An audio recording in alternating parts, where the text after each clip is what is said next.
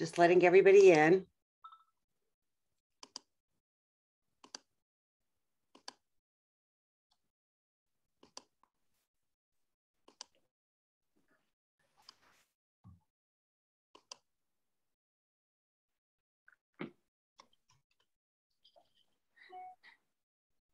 I had the pleasure of sort of putting this together, helping put this together. And so I want to extend my gracious thanks to Catherine for putting this on for us. And so for those of you that don't know Catherine, Catherine is one of the biggest superstars in our industry.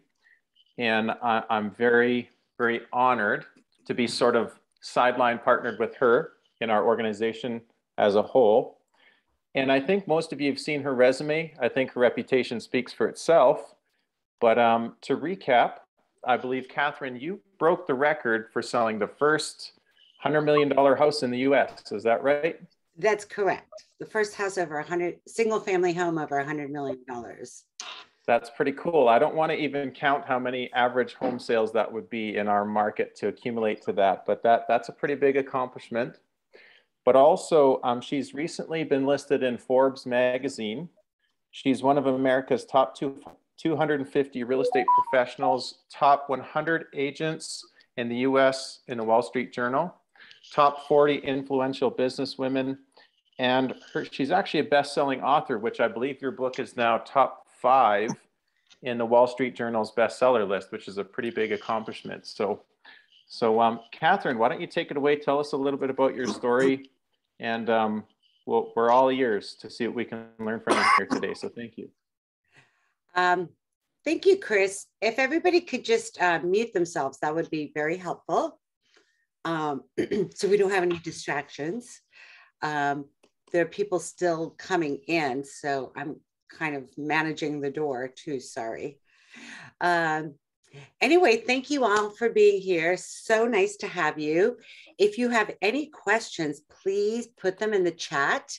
And I'd like to make this a little interactive so that we are, it's just not all about me. It's about both of us, all of us here. And because I think we all have a lot to share. So as Chris said, my book just came out on the Wall Street Journal bestsellers list, hit number 5, which is ridiculous. I didn't even know, but they sent me the article. It's like, great. And it's called Success Mindset. And I'm one of the authors on the book. And it's about entrepreneurs. I think I'm the only real estate person in the book, but it's about entrepreneurs and how they make it. And it's not a whole bunch of, whoa, look at me kind of thing, which a lot of these books do. It's more about really trying to help individuals achieve the greatest success. So for today, I would like to I'll give you a little bit background on me. And I started in real estate in 2003. Probably not the greatest time to get started because that's when we were going to war with Iraq and we could not sell anything like in California. People just didn't know. We had not been in a war for a long, long time. And it was just a really crazy time. And I went to Sotheby's at the time because that's who I had used to sell my home. And I said, I would like to be a Sotheby's agent. And Sotheby's said, that's great. You're wonderful. We really like you as a client. However, you don't have experience and you really aren't, we just can't offer you the training or anything else to get you to where you need to be. I was like, okay.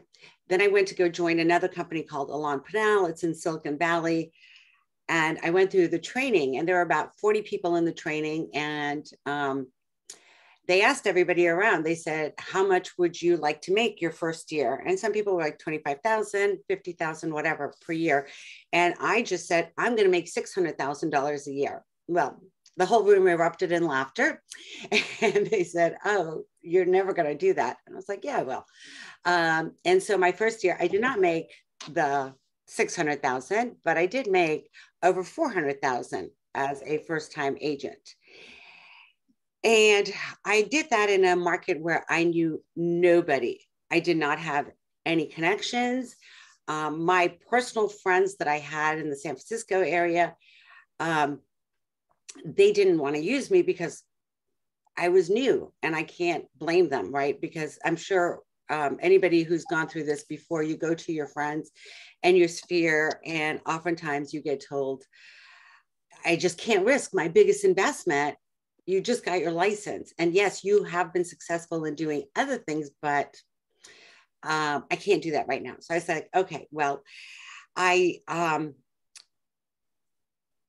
trained like crazy. I worked my butt off. I did open houses and called people who didn't want to be called. And frankly, I'm a little bit of an introvert, believe it or not.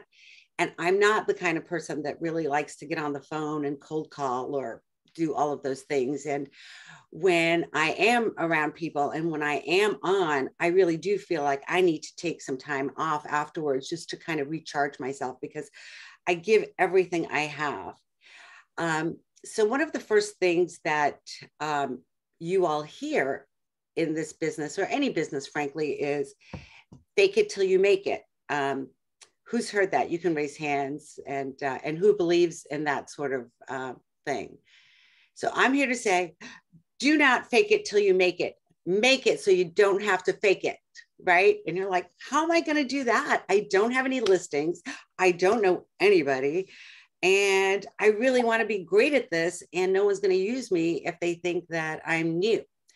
Well, so this is what I would do, and this is what I have done. First of all, listen to great motivational books, and not motivational, but like listen to good, honest business books, sales books, because we are salespeople, folks. And anybody who, there's like a lot of other different professions, but people who do very well in this industry, I find, are teachers, because they're very patient and they do kind of have to sell the curriculum to their students, and salespeople from other areas. So you want to talk about your background to people, about what you have done before and your successes there. The other thing you want to do is you want to show them that, yes, you are new. However, that because you don't have this volume of business, you are going to pay such great attention to them. And then you will say, I will partner with one of the top agents in my office, in the industry, whatever, you need to do that. And I'm not sure where you all are in your journey, so I don't want to talk down to anybody if everybody is an experienced agent here, because I can take it very deep, or we can take it very light. So yeah, just put in the chat if you want to just let me know, and then I can tailor it. So what I did from the beginning, and I said I didn't know anybody, I went to every single broker's tour I could. I made myself very, very fluent, and I could talk about every house. I went on the MLS and I looked at all the houses that had sold, that had expired, that had done all of those things. And I knew about it. So when somebody asked me something, I was able to talk about why that house sold for what it did, and what is the difference between this home and that home. And the other thing I did was I had a big board with the map of my area in my office. And I took a little pin and I put the pin on every street and put where that house sold. So I would be always looking at that. And as a result, I felt like I was getting to be a better agent and knew everything really, really well. And so everybody was like, oh my God, who is she? Where does she come from? I was going to write another book saying, who the hell is she? Because that seems to be the thing that everybody has said about me every time I enter a new market. So I knew all the properties. And in California, we have like a 14-page purchase agreement. And I don't know what it's like in your market. So I printed that thing out. And if I was at a doctor's office, if I was waiting in line to pick up my kids, I would just take out that hard copy and learn every single thing. Because yes, we all go to school, we all pass our tests, but let's face it, it really does not prepare you for what you need to know. And so, as a matter of fact, I felt like I learned everything after school, after my classes. And so I just would do that. And as a result, when I talked to the clients and I had the agreement in front of me for them to sign, or we would go over, I knew everything that they would ask me, I would have a good answer and why it was important. And that was really good because in California, we didn't use lawyers. We did everything ourselves. So my first sale was $2.7 million. I was in my office and anyway, so I was able to get someone to buy a house from me. And I didn't really know the contract as well as I should have. And in the portion where I was financing, I had put in the seller would be carrying back 1.7 million or whatever that number was. My manager came in there, who was just not a nice person. And she had no idea how I, who didn't know anybody, had come across this client. And so she starts looking over the contract and in front of the client said, oh, do you know you have this, as the seller's going to carry back 1.7 million? And I was like, well, no, that's how much she's going to be putting down. Oh, that's the loan. I said, but that's a good idea. So sense of humor, my friends, use it. You all have it. You wouldn't be here. Use it. And if, we all make mistakes, make a joke out of it and show that you're not so serious about yourself and just have fun, with that. You all might want to take improv classes, by the way. That is a really good way to do that banter back and forth with someone. And when you are in meetings and you need to come up with a quick answer or something, it really does help, to be quick. So then I went along and then I got a meeting with another person and someone had called in the office. I was on floor duty. Our phones never worked. I picked up the phone, but anyway, so I had her phone number and I called them and I was like, oh, I want to talk to you about this house that you were interested in. And again, I knew about the house because I had been going to all the broker's tours and all of that stuff. And then I said, oh, and I have this other house for you to take a look at. A house that I had never seen. It had just hit the market that morning. So we, I just kept calling. I mean, this is such a fluke. They wound up, we went in at night. I had no idea really how to use the lockbox. Walk in and there's this big commode. And it's like, really, really scary. And then anyway, so if you all want to hear that story another time, feel free to call me. I'll tell you, it's quite funny.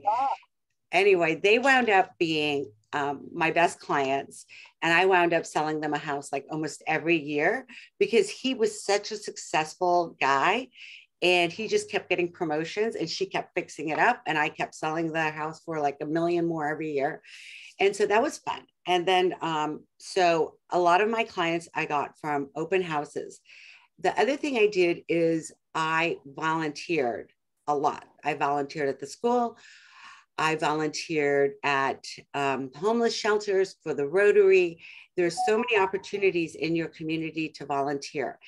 You're going out to meet people anyway. Why not do something good for the community as well? And people will get to know you and, see your heart and how helpful you are. And that's a good commonality. The other thing that I would highly recommend, this is all part of Make It So You Don't Have to Fake It, is get to know all the other agents. So often people are not nice to the other agents. And I'm sure some of you who are new, people have not been nice to you. Don't be that agent. Be nice to everybody. And, some people you just can't, make friends with, but I've always tried to do that. And when I sold the house for over 100 million, they tried to negotiate with me on the commission. And I said to them, clearly, you don't have any respect for my profession and what I bring to the table. So I believe you should go find somebody else. And they were shocked. And then they called my broker and they said, we will go with you and we will give you the money, you know, the percentage that you wanted. And my broker's like, great. And he's like, but I want to make sure we have Catherine. And she's like, of course you're going to have Catherine. Catherine loves you. So anyway, so I got that phone call. And so I got that listing. And then, and the way that I sold that listing, the listing was this: we were not allowed to advertise it. We were not allowed to do any photography, anything. They wanted it super, super private. As you're going to find in the high end, it is very private. So how did I sell that house in 34 days? Because I have great friends that I had made through the realtor community. So I started dialing for dollars and I called people who I knew to be pretty good agents. And I said, listen, I have this house and I can't really talk about it that much, but then, you know, went through the whole thing.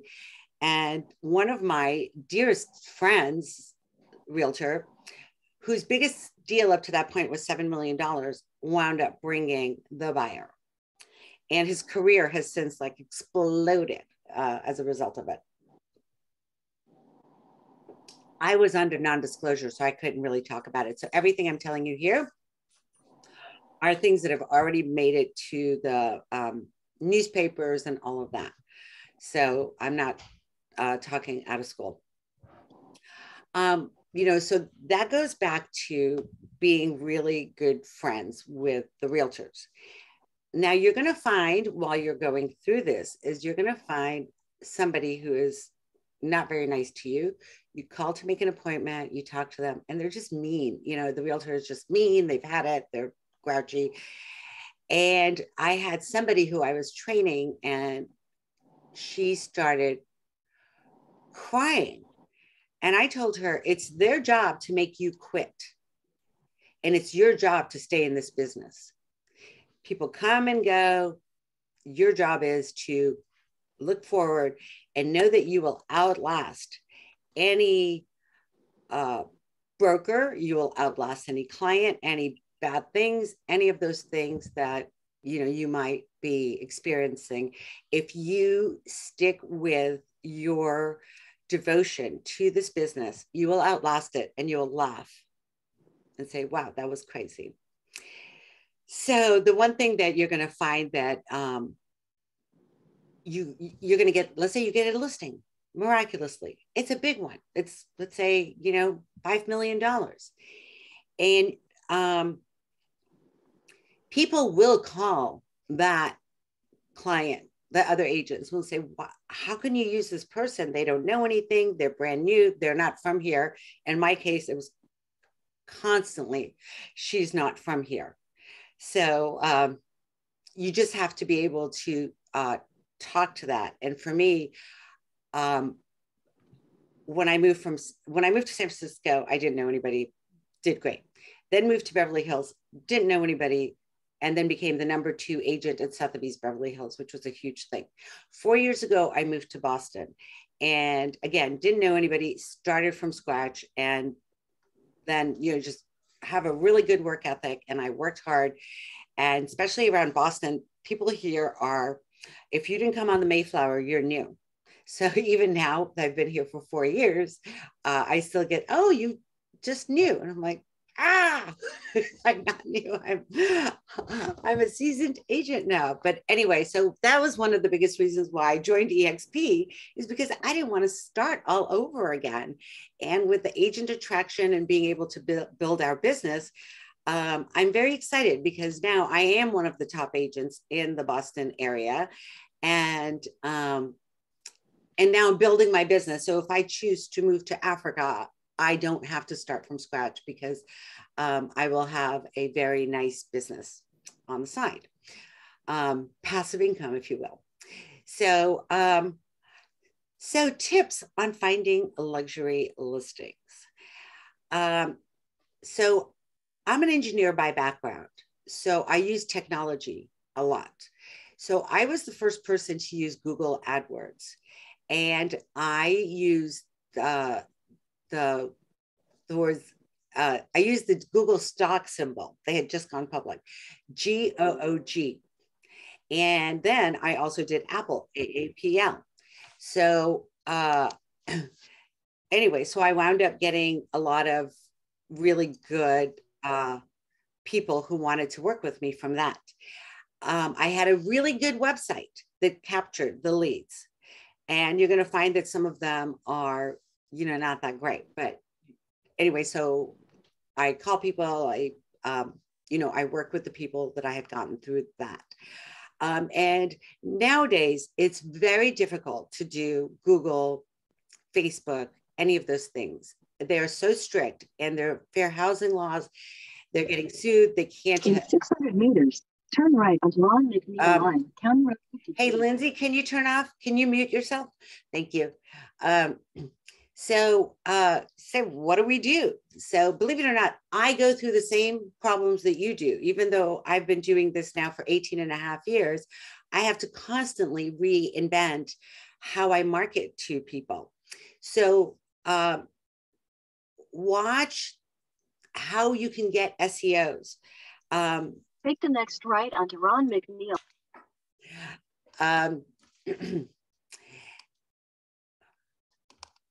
Anyway, so sorry, that really distracted me. So anyway, so so I don't know how many people here are with the EXP, but I am. Chris is, and I am an engineer by background. I have never seen better technology than I have here. So I was with Sotheby's, I was with Compass, and I was with Christie's.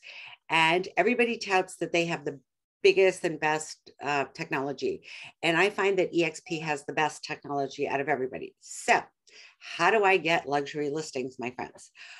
Okay, so we get KV Core for free. You all might or might not use it, but use it. It's good. When I first joined EXP, they said, oh, you get KV Core for free. And I was like, I'm not going to use that. I have an amazing website, and I'm going to just use my website. And I'm wondering if we should stop letting people in at this point. And I don't even know how to do that because anyway, so I started using KV Core after like about being around for 3 months. And KV Core, so I put my listing in, and then I get this email and it says, hi, you have your listing. Would you like to market it? I'm like, yeah, okay, why not? So I marketed. And I had just set it up, like I wasn't using KV Core. It was just kind of there. So I said, okay, I'll market it. So I put in the marketing, $35 for 4 days. Oh, $45 for 3 days. And I put that in, and I wound up getting 8 leads, 8 solid leads from that. So if you try to go to Facebook and you put in try to put in a listing, an open house or whatever. Let's say you're doing an open house for another agent and you want to go promote that. And then you put it in Facebook. I would say 85% of the time will turn you down. I did it myself. I was like, okay, let me try it. And so I went and I put it in, and they said, no, you cannot put your listing in here because you have, my description said wet bar. They're like, you're talking about alcohol. So therefore your ad is disqualified. It's like, okay. So I just find that just using KV Core, and that is like the best thing. And as a result, I have been able to get a lot of really good, strong leads with phone numbers, and I have closed deals as a result of it. So I was like, okay, what else does this little company have here? So then I found, anybody who wants to get into luxury, listen to this part. So I went to, KV Core has this partnership with Nosy Neighbors. So Nosy Neighbors will sell you, I don't know how much money you have, but this is probably the best money you could spend. Anyone who's using Zillow, stop the Zillow money, put it in here, $7.95 a month, and you get a zip code exclusively for you. And so I signed up for this thinking, you know, I kind of like the idea of exclusivity, and I was doing it more for a defensive play because I didn't want anyone else to have the zip code where I live, 02493, or where I sell a lot of houses, 02481. So I grabbed both of those. And my phone was ringing. People were calling me. They were asking me to come to their home. And I am talking about, one was $4.3 million. Another was a whole subdivision. And another one was 2.7 million. And so where are you going to get that kind of return on investment? So check your zip code. If it's available, do it. It pays for itself. And you know what? If you can't afford it, call them up, see if they'll maybe work a deal with you. I find them to be very, very responsive. So I did that. The other thing is, if you're sitting at home, no one knows that you're a real estate agent. No one's going to say, hey, Chris, I heard you're a real estate agent. Can you please come and list my $10 million house? It doesn't work like that, folks. You all know that. So make sure that you have, if you want to be a luxury agent, you must have beautiful business cards. If you're walking around with the EXP free cards, get rid of them. People judge you based on your presentation. You only get one chance to make a first impression. So get like a really good business card, great logo. I use Moo to do my cards. I don't have any. And so really nice cards, and give those out.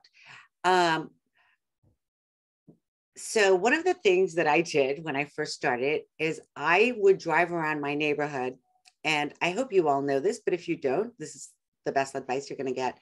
I would look around construction sites, see what was going on, and if it didn't have a for sale sign or anything, I would make note of it, go do my research about it, who owns it, and all of that.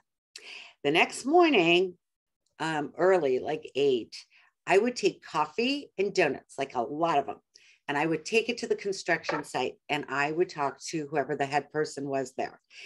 They were so grateful. And then they would introduce me to the builder, and the builder was like, wow, nobody's ever done that before. So they talked to me. I wound up making a sale of $8.2 million by doing that. And so that was cool. And so get to know all your builders. Also get to know the contractors. I find that getting to know the painters and all of those people, crazy great. Find out where they all go after work. Where do they go for, to go grab a beer on a Friday afternoon or whatever. Go over there, be open, listen to the conversations and hang out and just say, hey, I'm a real estate agent. Here's my card. What's going on that property that you guys are working at? Or just say, hey, what are you working on? And they'll tell you. They love to talk. If you want any inside information in your market, go find out where those contractors are hanging out and get to them and find out. And you're going to learn a lot about that.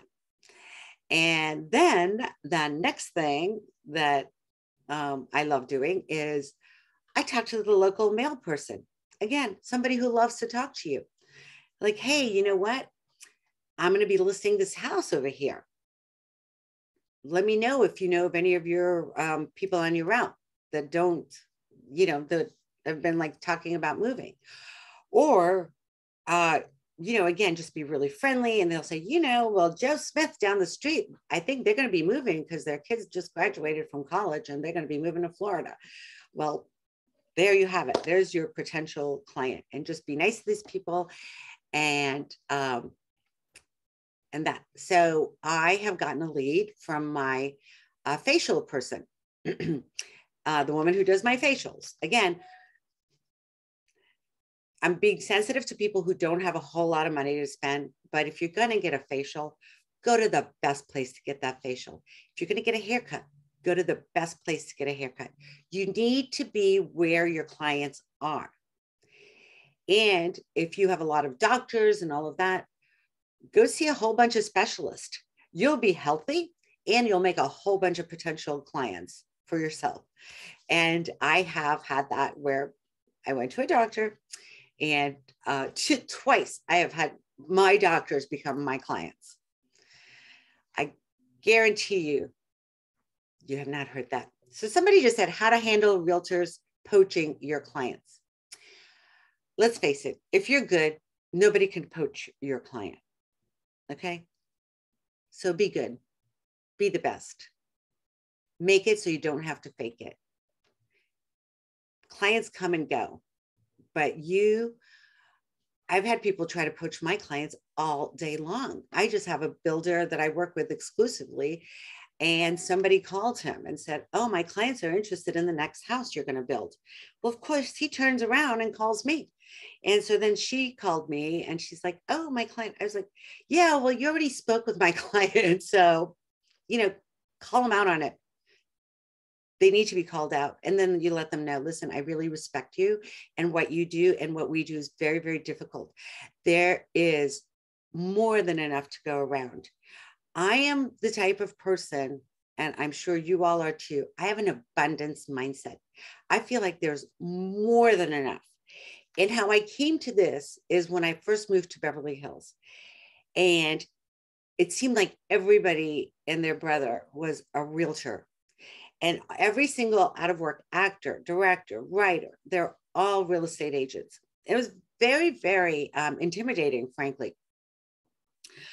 And I let myself go through this negative talk for about 30 minutes.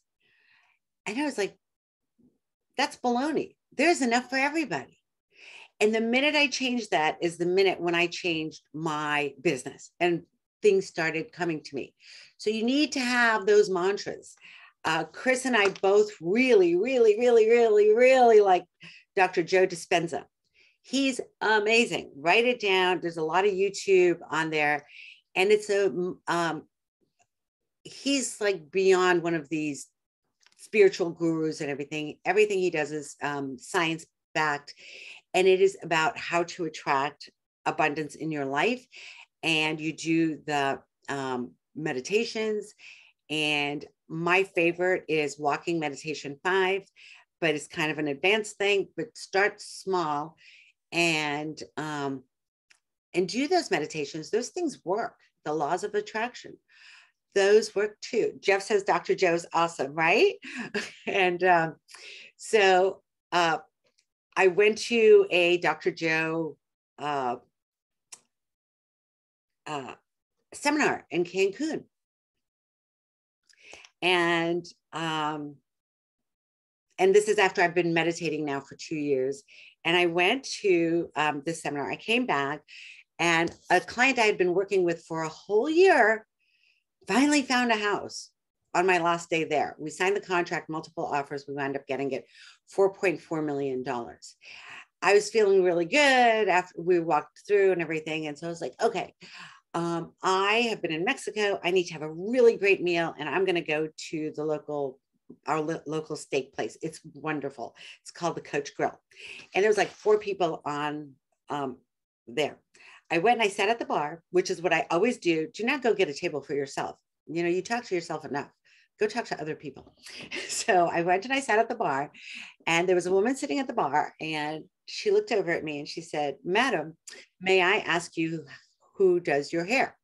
And that day I had my hair up like this, which is what I do when I haven't had a chance to do a blowout. And so I told her that.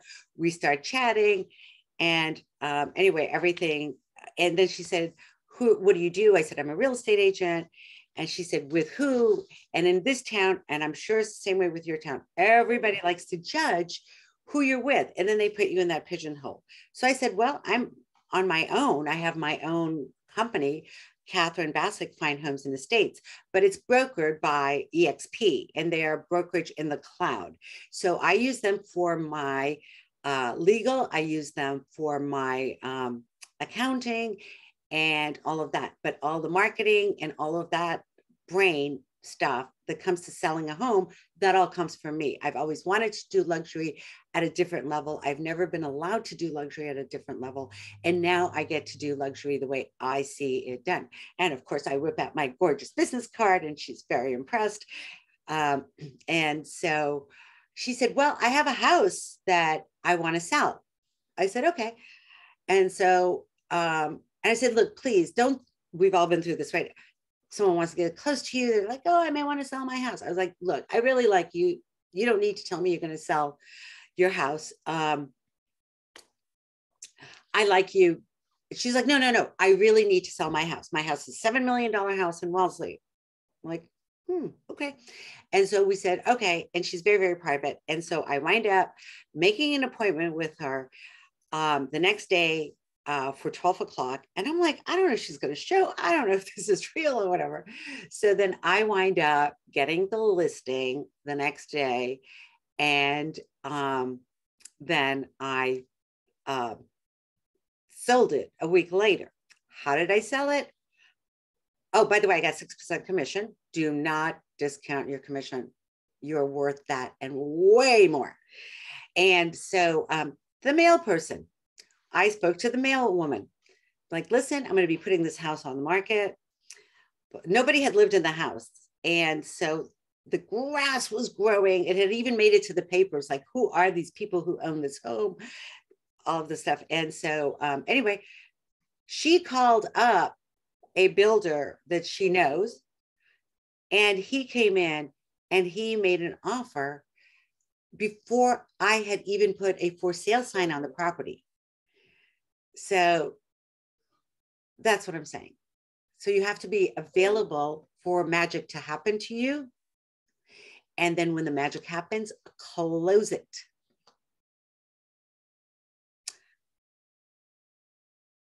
Anybody have any questions? I don't want to just keep rambling. Yeah, I had a quick question, Catherine. Can you talk about like the difference between selling luxury in Beverly Hills versus Boston, especially breaking into Boston? Because reason why I ask is because many of us live in markets where, you know, $1 million might be the end.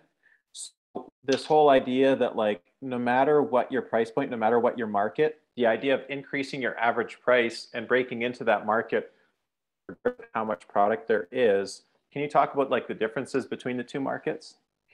Yes. So Beverly Hills is a very big luxury market. So all of the big boys and girls play in Beverly Hills. They've been around there forever. They're on all the TV shows. And actually, I was asked to have my own show called Queen of the Hills. And so there's like a lot of, huge competition. And so that's like a very much a, sizzle and glamour and all of that. Where in Boston, it's very low key and you don't have that glitz and glamour. And if anything, and by the way, when I was in Beverly Hills, most of my clients liked me because I didn't have that glitz and glamour and I did not push that. And I did not use their listing from promote myself. And in Boston, very quiet. There's so many billionaires that live here. It's crazy. They don't want anyone to know how much money they have. This is very generational wealth. And so I have really redone my market here in Boston as a true real estate advisor. When you are a real estate advisor, like, well, what does that mean? It's like when the stockbrokers used to take stock things, right? And then all of a sudden you could buy anything on Schwab or E-Trade. Then the best ones became advisors, wealth advisors. So you have to become a real estate advisor. So what do you do as a real estate advisor? You have to have that absolute best team around you. And that means having the best inspectors. You have to have your connections to the best private schools so that you can potentially make an introduction for your client. You have to have names of really great wealth advisors in the area, divorce lawyers, all of the things that someone would need in their life, you need to know about so that you can be the conduit to advise them on how to go about their lives. Because as you all know, we are their therapist, we are their realtor, we are their designer, we are everything. So again, no great designers really make good friends with your stagers and designers and all of that, because they can also let you know when something comes up. And luxury is not a price point. It's something that I try to stress all the time. Luxury is not a price point. Earlier this year, I sold a house for $630,000. I sold another one for $710,000. It doesn't matter. It's how you treat your clients. And you have to know, it's like going to the Ritz-Carlton. It's like walking into Cartier. You will get treated very well. And it's like going to Tiffany's. You can go and buy a keychain from Tiffany's for $100, or you can buy a $1 million necklace. It's just the way it works. So you have to remember that you're consistent. Consistency is going to be your key, and you have to be consistent in behaving in a way that people expect from a luxury advisor. Did that answer your question, Chris? It does. I have another question. Okay. Do I have to dress like I'm a multimillionaire and or drive a vehicle like I'm a multimillionaire to score, more high-end stuff? You should really dress well. You really should. I got a listing afterwards. They told me it was because I dressed well. And this is what happened. Another agent who had done like 4 times more volume than me, he came in with the jeans and the cool jacket and the, Valentino shoes with the spikes in it and the whole thing. I walked in there and I just looked professional, somebody who they can depend on, who can sell their home. Afterwards, they said that they really appreciated the fact that I took the time to dress accordingly, and that I thought that their home was important enough to dress properly. So, okay, I'm not saying go and get like a whole bunch of, clothes. Get nice clothes. For you gals out there, I have a big tip. Loft is your best friend. That place has beautiful clothes that they look expensive, and they're professional looking. It's like a lot of younger business people, women go there, and it's really good. So go there. Loft by Ann Taylor. So I get no money from any of these people, by the way. I'm just telling you my secrets. The most important thing you want to do is have good shoes. Make sure they're clean. Make sure they're polished. People will judge you based on your shoes. It's an age-old thing. Bankers have done it forever. Everybody knows that. So do that. Now, not everybody can just, walk around and, have a BMW or Mercedes or whatever, but have the best car you can. Make sure there are no dents. Make sure it's washed. Make sure it's clean. It smells nice. And nowadays, very rarely do I drive someone in my car, because people tend to follow me. But get the best car you can. This is your partner in crime. Your car is your partner. And people do judge you when you drive up. And here's the thing. My doctor, I don't want him to have a Mercedes. But my lawyer and my realtor, yeah, I want them to have a Mercedes. That means they're winning. The doctor is like, what? I'm paying you way too much money and you got your Rolls Royce. No, I don't want to see that. So yeah, so try to get the best car you can. And nowadays, oh my God, there's so many great financing options and these things. So this guy wrote, how about vehicle wraps? I have a full-size pickup. You know what to do. If you know what, vehicle wraps are fine. Do not walk around with a big old sexy realtor sign or something on your car if you want to do luxury. Now, if you want to just do volume, fine. People will remember that. But do think about luxury, and luxury is understated. It really is. I know the media would like to have you think otherwise, but it's not. Don't go overboard, with the jewelry or this or that. Just be understated. Have a really nice handbag. Have a great notebook. When you go and you meet somebody, have a beautiful like leather type of notebook. And by the way, they're not that expensive. And just make notes and just write. People get very, very anxious when they think they're talking to you and that you're not writing it down and that you're not going to remember it. And then they're going to have to tell you all over again. And that you don't really respect what they're saying enough to go through the write it down. Write it down. Even if you're writing your laundry list, write. Can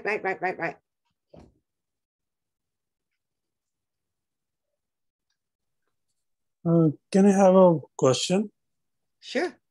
So my question is because some of the realtors like me, we came from lower middle category, or my friend circle and relationship belongs to that category, right? And definitely real estate, when you want to make money, and especially when you're talking about the big money, it always came from the like the expensive listings and expensive deals. So how to switch the client segment? Do you have any tips for that? So yes, so many people mistakenly think that you have to be born rich, you have to belong to the right country clubs and all of that. And yeah, that's great if you are. Not everybody is. So good for them, right? But you're not. So start where you are, okay? So back to my original point, use your brain in finding out, know every single luxury product out there, right? If you want to jump, you have to know the market. Then go through the expireds and be consistent in this. Send them a postcard, send them a letter and say, sorry, your house didn't sell. I'm here. I'm going to work really hard. You know, you, it has to be from the heart. And you say that and send this out to the homes that are considered luxury in your area. Now, if your area is $700,000 is luxury, send it to those people. Now, nobody is going to call you on that first postcard. This is a long game. This is consistent. Then a week later, send them another one. A week later, keep this up until you get traction.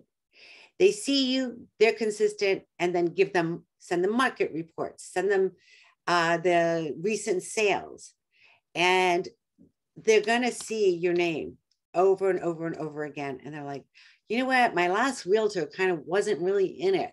I never felt like I was a priority to him, but this guy he thinks I'm a priority. So I'm gonna just give him a call.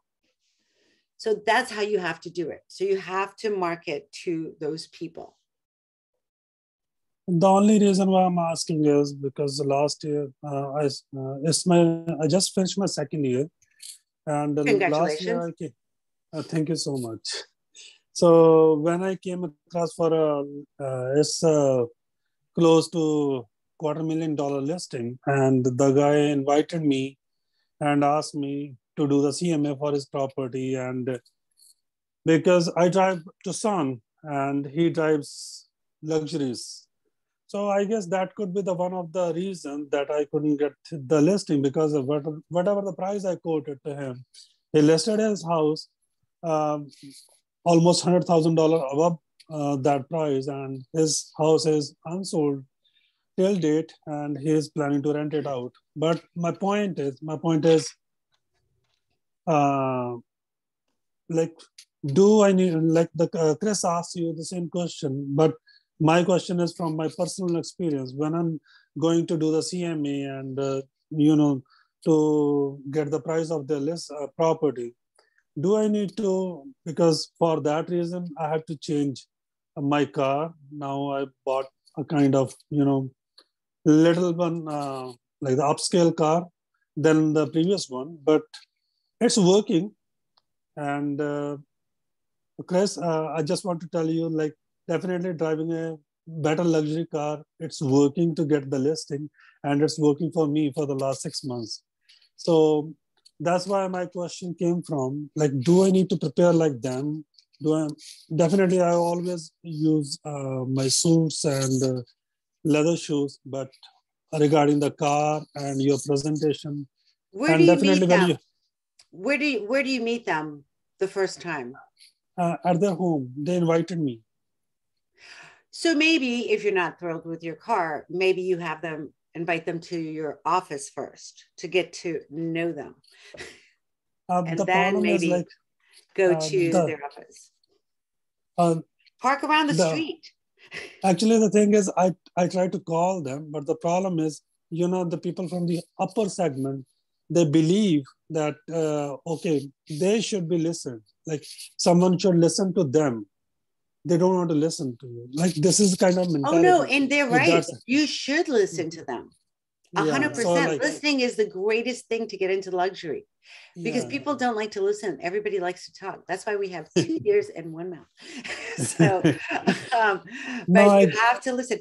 But what I'm saying is invite them to your office to get to know them. I have done that, by the way, and it works. Okay, makes sense. Because then you're kind of in the driver's seat.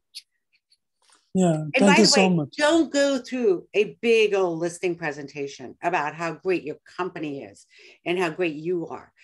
Nobody cares. You want to go and let them know that you know their house and here's why you can sell their house and how you can get the buyer. And you tell them, yeah, I may not have 1 million buyers, but I can guarantee you I can get to your buyer. And that's all anybody wants to hear. And that's all we need to do. That's our job, to get to your buyer. Okay. Most of these so people who advertise all of these things, they're doing it for themselves. They're not doing it to sell the house. How many times have we seen that? So show them that you're not going to use their listing to prop yourself up. If it happens, it's wonderful. But you're in it for them. You are their partner. It's called Nosy Neighbor is the name of it. And you can only get it if you're part of KV Core. I just tried that and it won't let you put a postal code in it for Canada. Ooh, they may not be in Canada. Are we all from Canada? Anybody who's with EXP, try going to KV Core and then sign up that way? That's what I did. Okay. Well, then can you do me a favor? Go to just nosyneighbor.com. Okay.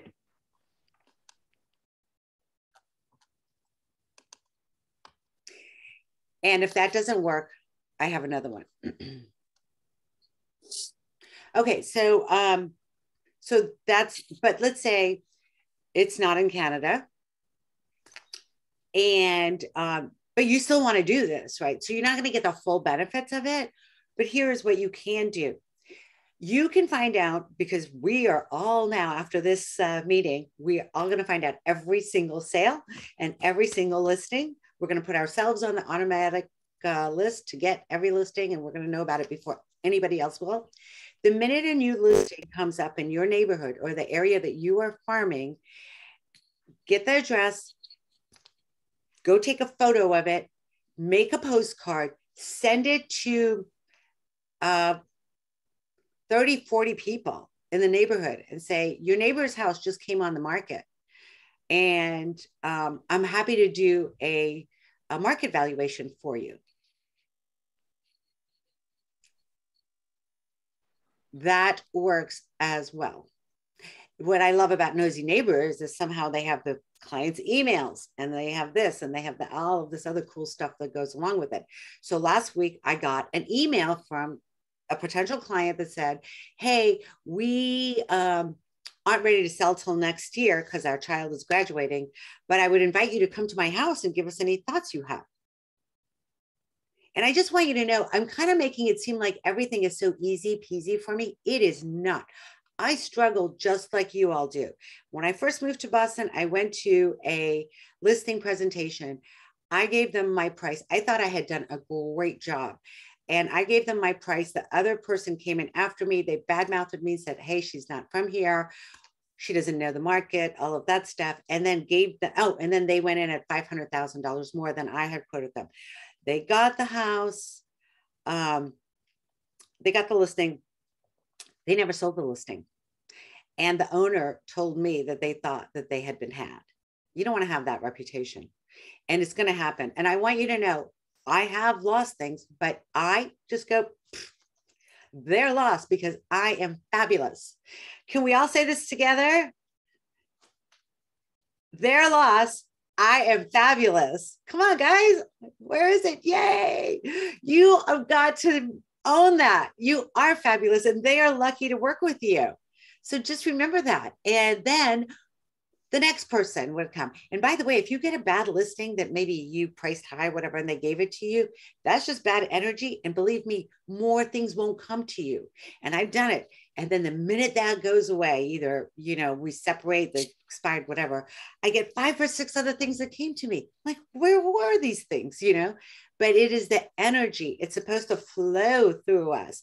Anything you hold on to too tight or you got it through manipulation is going to, karma is a bitch and it does come and get you. So honesty, knowing your market, all of these things, amazing. People can tell it a mile away. Catherine, can I make a quick note before we come up on the hour here? Yes. First of all, I want to say thanks again for hosting this. I've been anxiously excited, waiting for this all week, and I've been plugging into a lot of other trainings that you've been putting on. And so Catherine does this once a week for us, by the way. She's phenomenal.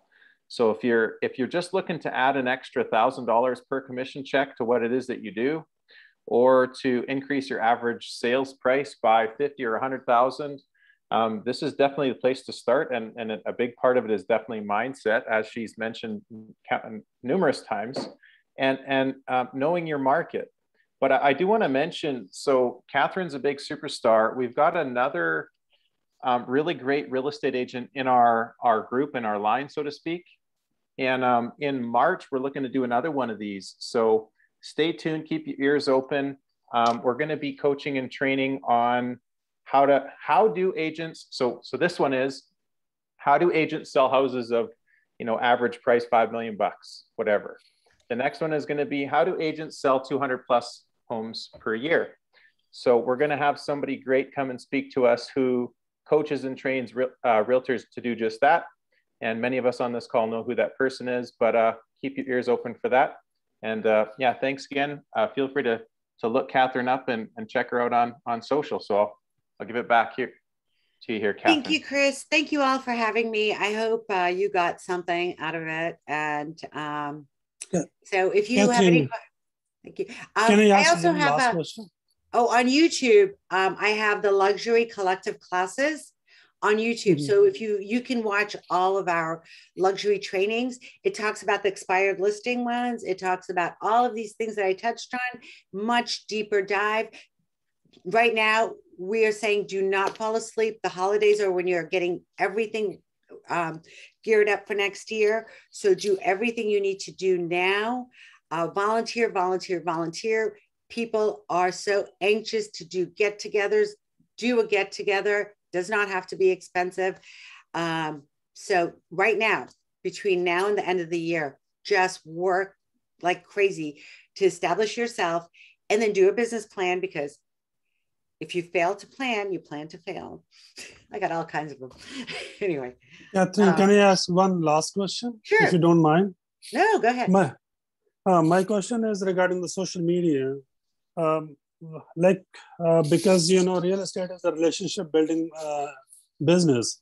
So when we get any lead, like you said, nosy neighbor or some online lead networks, so how to build a relationship with them? How to build a relationship with social media? No, if we get any lead from social media, because I'm finding very hard to make a relationship when the lead is coming from social media. Did you call them? No, they call me. Okay, so then, well, we can talk about that offline, but we need to figure out why you're not connecting. Because if they're contacting you, they've already made the first step. Huge.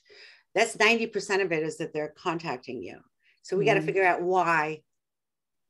what's going on that they're not using you. So, But you should are you with EXP?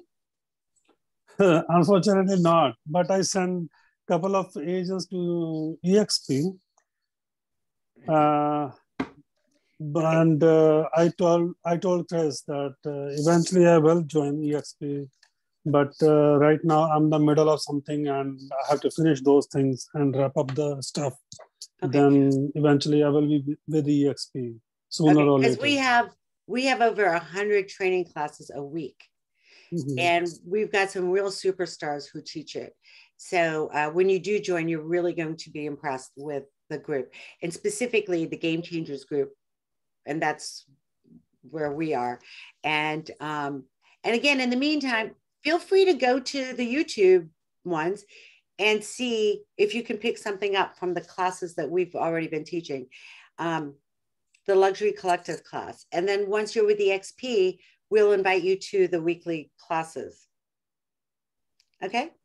Okay. Thank you so much, Catherine. Thank you so much, Chris, for inviting me. Yeah, Chris, you're a little rock star there, mister. So, yeah, Chris, thank you for inviting me, bro. This is really helpful. Thank you. Well, thank you all for coming. That was super fun to meet, kind of see your beautiful faces. And happy holidays. And we'll see you next time. Bye. Bye, everyone. Thanks, Catherine. Thank you so much. Bye. Thank you. See you guys.